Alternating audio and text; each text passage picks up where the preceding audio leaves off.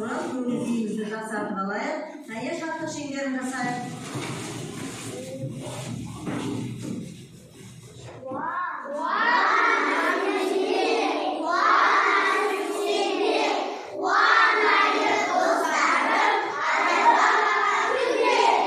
Өте жақсы балалар. Көңіл күйлерің қалай балалар? Өте жақсы. Бүгінгі сабаққа дайынбыз ба? Жарайсыңдар, онда қолымызды түсіреміз. Олай болса, бүгінгі сабақты бастаймыз. Алдымен сабақты бастамас бұрын балалар, біз бүгінгі өтетін сабақпен сендерге таныстырып кетейін. Бүгінгі өтетін сабағымыз Астана қаласы туралы болмақ. Олай болса, сендер Астана қаласы туралы не білесіңдер? Астана қаласында қандай? Астана қаласында қандай ғимараттар бар? Бәйтерек. Олай болса, мына топқа Бәйтерек деп береміз. Олай болса, мына топқа хан шатыр деп ат қоямыз. Және не бар? Ақорда бар. Олай болса, мына топқа Ақорда тобы деп береміз. Міне Ақорда тобы. Енді балалар, енді не қарап отырамыз? Өткен сабақта оқушы қалай отырады? Оқушы қалай отырады? Ең тәртіпті оқушы кім екен? Олай болса, өткен сабақты пысықтап өтейік. Өткен сабақта қайталап алайық. Біз дыбыстарды өттік. Дыбыстар нешеге бөлінеді? Қандай? Дауысты, дауыссыз. Олай болса, мен сендерге тапсырма беремін. Сол тапсырма бойынша бүгінгі сабағымызды қайталаймыз. Бірінші топ Ақорда тобынан. Балалар, мына берген тапсырманы топпен орындаймыз. Бірінші топ жұп дауысты дыбыстарды ата. Мына дауысты дыбыстар берген, осының жұбын жазыңдар. Жазыңдар. Екінші топ шыдамаймыз. Екінші топ жуан, жіңішке дауысты дыбыстарды тап. Бірінші жуан дауысты дыбыстар жазамыз, екінші жіңішке дауысты дыбыстар жазамыз. Ал жазыңдар. Үшінші топ сөздердің жұбын тап. Мына сөздердің жұбын тауып жазамыз. Әнеге қой. Әнеге қой. Мына орнаға қой, барлығымыз ретінде орындаймыз. Бір-біріне көмектес айт. Бір-бірімізге көмектес айтамыз.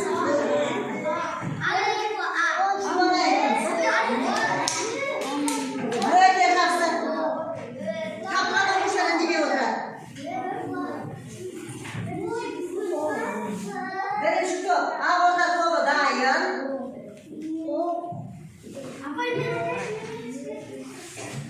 Және кім дайын? Қане? Ана қымда көзбетші көрмеңіз көмектесейін. Міне, мына оқында. Көмектесейін.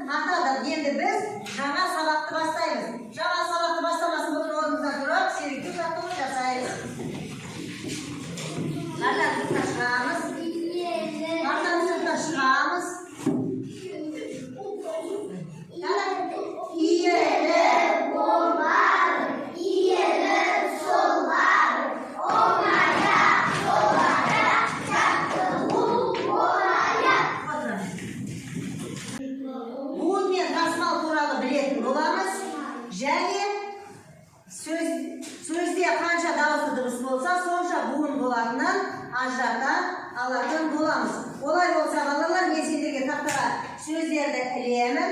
Сол сөздер бойынша буынға бөлуді үйренеміз. Тақтаға қараймыз.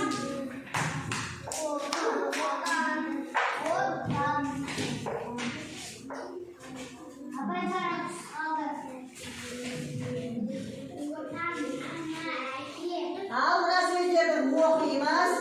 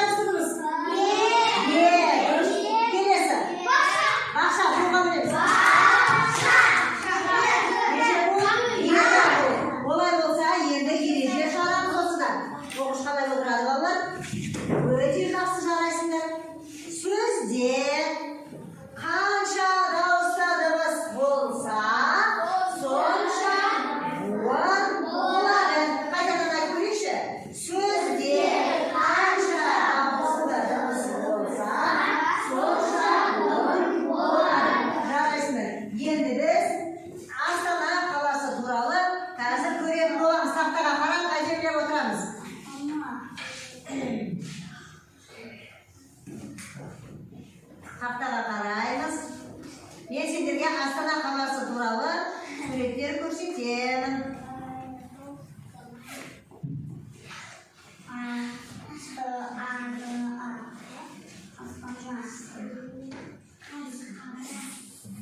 Бүгінгі тақырыбымызға байланысты. Міне, Астана әсем қала.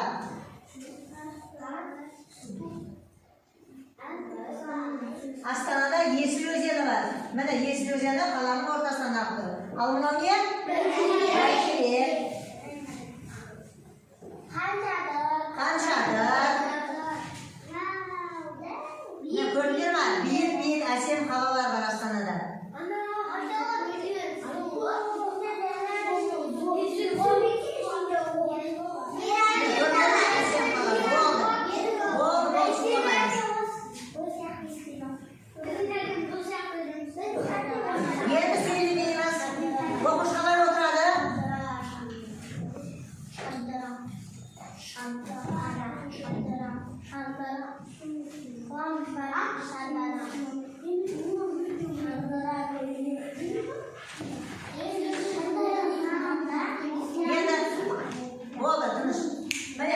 Балалар, мына бүгінгі біздің өтіп жатқан сабағымыз еліміздің астанасы. Еліміздің астанасы. Мынау не деді? Бәйтерек. Ал мынау Қаншадыр. Олай болса, мәтінмен жұмыс жасаймыз. Қалай отырамыз? Әдемілеп отырамыз. Мен сендерге оқып беремін мәтінді.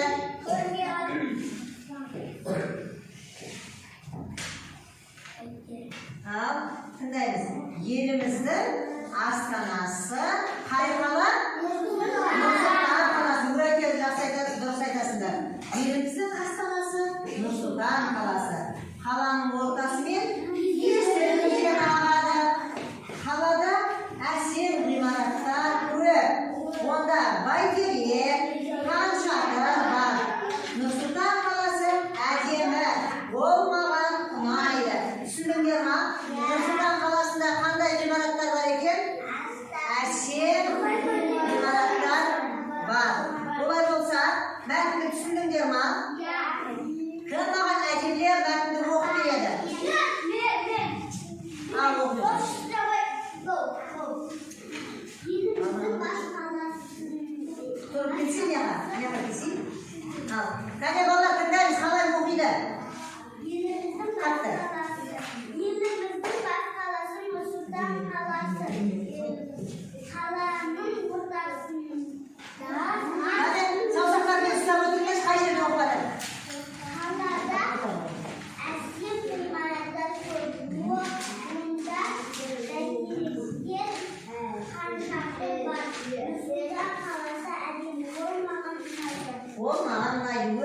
жақсы.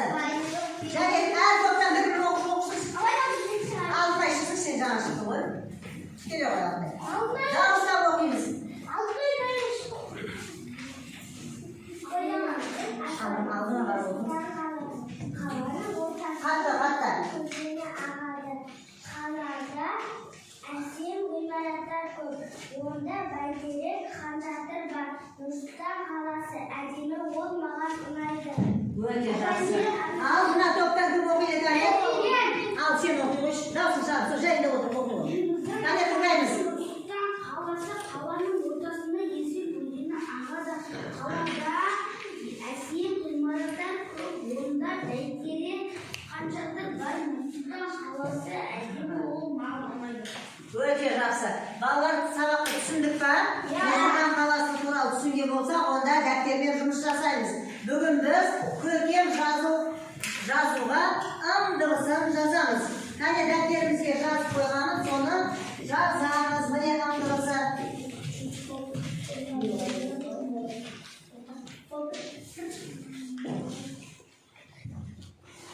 Ым дыбысы.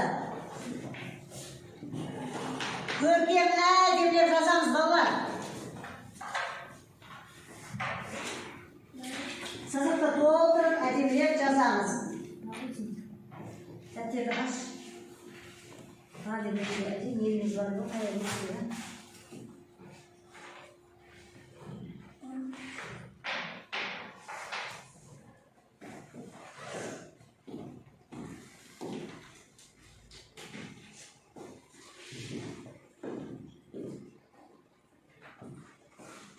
Ең әдемі жазған оқушы марапатталады.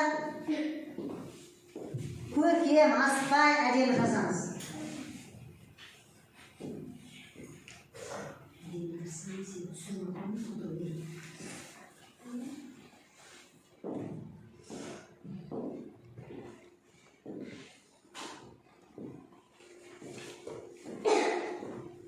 Рауан өте әдемі жазып жатыр. Жарайсың. Нұрсұлтан, Рамазан өте жақсы жазып жатыр. Жазып қойдың ба төрт қатарды? Екі қатар жазуда, бұны жазып қойдың.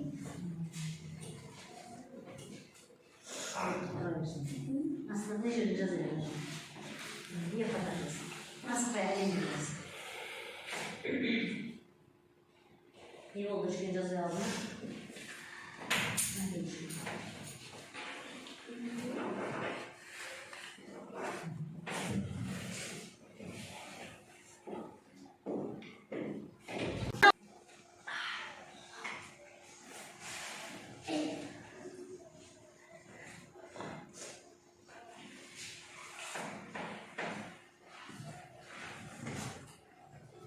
Жас болып балалар? Жас болса, енді оқулыққа қараймыз. Оқулықтағы екінші жаттығуды жазамыз. Оқулыққа қараймыз. Екінші жаттығуға қараңдаршы.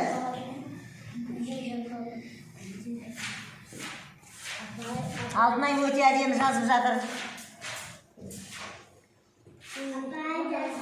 Жас болған оқушы, кітабымызға қараймыз оқулыққа.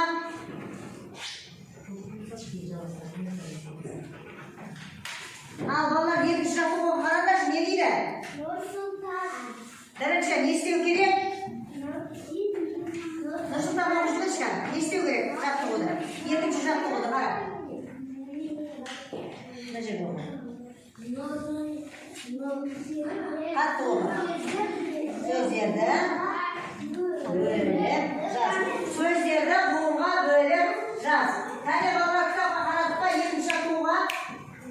Екінші жаттығу. Жас болдыңдар ма?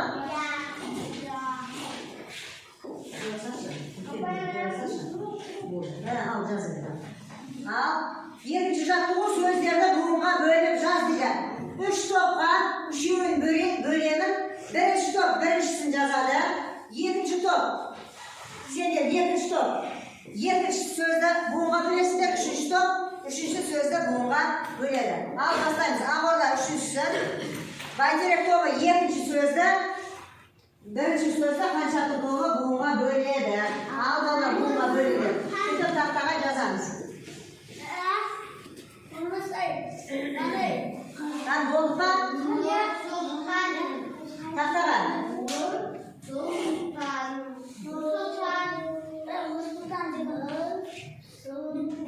Yaz bo'ldinglar mı?